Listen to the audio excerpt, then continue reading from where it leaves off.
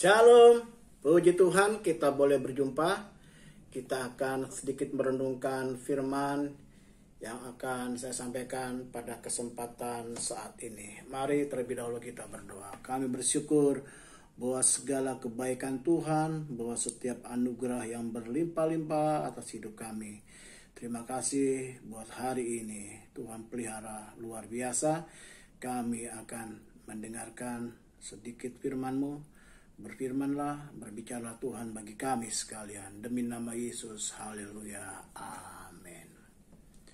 Bapak Ibu Saudara sekalian yang Tuhan Yesus kasihi, sejak pandemi datang, 2 tahun yang lalu, ada banyak perubahan-perubahan yang terjadi.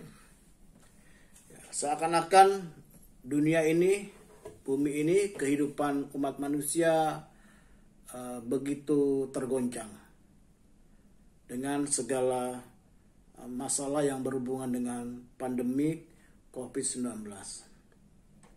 Di mana-mana orang banyak mengalami dampak dari pandemi ini. Ekonomi masyarakat terpukul, kegiatan-kegiatan perekonomian lebih banyak dilakukan di rumah secara online, perkantoran-perkantoran, bahkan sampai sekolah-sekolah harus melakukan kegiatannya secara online, termasuk di gereja. Tetapi tidak hanya itu saja, goncangan silih berganti. Baru-baru ini kita juga mendengar ada 2 negara sedang berperang. Belum lagi masalah-masalah yang lain. Mari kita buka kitab Ibrani pasal 12 ayat 25 sampai ayatnya yang ke-29. Di situ dijelaskan bahwa kita sebagai orang percaya tidak perlu khawatir, tidak perlu takut dengan goncangan-goncangan yang sedang bahkan mungkin yang akan datang membuat kita ada kemungkinan ikut terguncang. Tetapi firman Tuhan dengan jelas mengajarkan kepada kita untuk tidak tergoncangkan, tidak tergoncangkan. Goncangan boleh datang dalam kehidupan kita, apapun bentuk goncangan tersebut, tetapi kita sebagai orang percaya tidak akan tergoncangkan. Kenapa? Yang pertama, dari ayat yang kita baca di dalam ayat 25 tadi, jagalah supaya kamu jangan menolak Dia.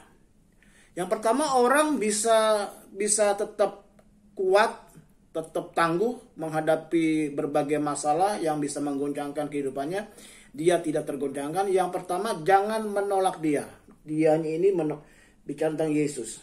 Nah, jadi artinya di tengah goncangan justru kita harus semakin dekat kepada Yesus. Jadikan Yesus sebagai dasar kehidupan kita. Jadikan Yesus sebagai pondasi hidup kita.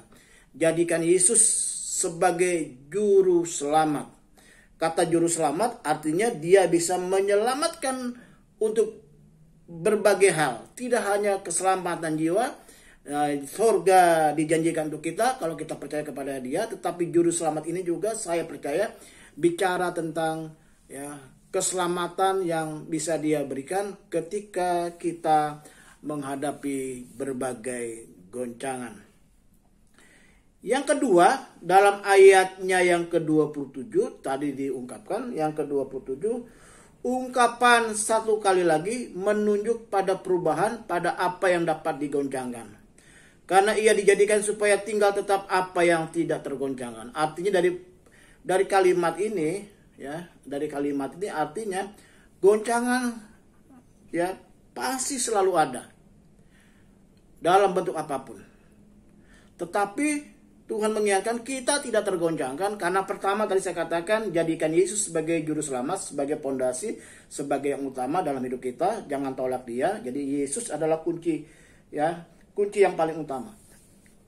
Yang kedua dari ayat yang kita baca, kita sedang berada di kerajaan yang tidak tergoncangkan. Jadi yang kedua goncangan pasti akan terjadi. Tetapi kita tetap tidak tergoncangkan kalau kita tetap tinggal, tetap berada di dalam kerajaan Kristus, kerajaan Allah.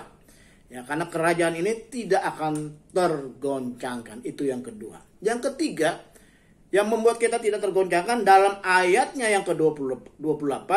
Jadi karena kita menerima kerajaan yang tidak tergoncangkan, tadi poin yang kedua, kita tetap berada di kerajaan yang tidak tergoncangkan, kerajaan Kristus. Marilah kita mengucap syukur dan beribadah kepada Allah menurut cara yang berkenan kepadanya dengan hormat dan takut. Ayat 28. Jadi yang ketiga, ketika kita menghadapi goncangan, kunci yang ketiga adalah kita harus tetap bisa mengucap syukur. Jadi ucapan syukur itu sangat penting. Dikala kita menghadapi pergumulan yang berat, menghadapi persoalan yang berat, menghadapi goncangan, kita belajar untuk mengucap syukur. Artinya jalani hidup ini dengan penuh ucapan syukur, ya. Jadi kesimpulannya begini, yang pertama, kita tidak tergoncangkan kalau kita tetap menempatkan Yesus sebagai yang paling utama, sebagai dasar pondasi hidup kita, sehingga kita tetap kokoh, tetap kuat ketika angin menggoncang kehidupan kita. Yang kedua, Alkitab menegaskan goncangan pasti terjadi. Kerajaan surga aja bisa digoncangkan. Jadi yang kedua tadi saya ingin ingatkan, tetap tinggal dalam kerajaan Kristus, tetap tinggal dalam persekutuan dengan Kristus, tetap tinggal di dalam kerajaan yang tidak tergoncangkan. Yang ketiga, jalani hidup ini dengan penuh ucapan syukur. Ya, ucapan syukur ini membuat kita tetap mampu menghadapi setiap goncangan-goncangan. Itu saja yang saya perlu sampaikan. Tuhan Yesus memberkati. Ya, tetap semangat. Allah Immanuel bersama dengan kita sekalian. Mari kita berdoa. Kami bersyukur buat hari ini, buat firman-Mu. Engkau mengingatkan kami tidak akan tergoncangkan ketika kami tinggal di dalam Engkau.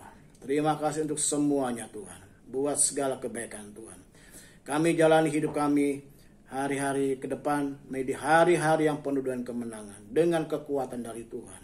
Yang sakit disembuhkan, yang lemah dikuatkan, yang sedang punya pergumulan dilepaskan, yang sedang punya beban berat dibuat mengalami kelepasan. Terima kasih untuk semuanya. Pekerjaan, kegiatan kami, bisnis kami diberkati, anak-anak dalam sekolah dan kuliah juga diberkati. Berkati seluruh rekan-rekan, saudara-saudara kami, siapapun mereka yang membuka channel ini, yang juga menikmati tayangan ini, berkat berlimpah-limpah atas mereka sekalian. Terima kasih Tuhan. Dalam nama Yesus kami mengucap syukur. Haleluya. Amin. Salam semuanya. Tuhan Yesus memberkati. Tetap semangat.